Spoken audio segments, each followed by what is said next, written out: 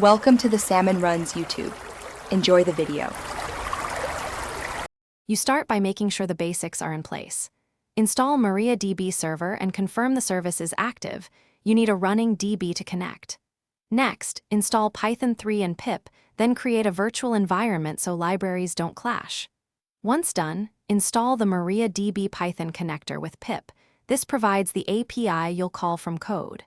Make sure you know the DB host, port, user, and password before moving on to writing connection code. Now you write the code that opens the connection. Import the Mariadb module, then call connect. With host, port, user, password, and database, wrap that call in try/except to catch authentication or network errors. Once connected, create a cursor and execute queries. Use parameterized placeholders to prevent SQL injection and to keep queries efficient. After running queries, commit if you changed data. Then close the cursor and connection, or rely on a context manager to ensure cleanup.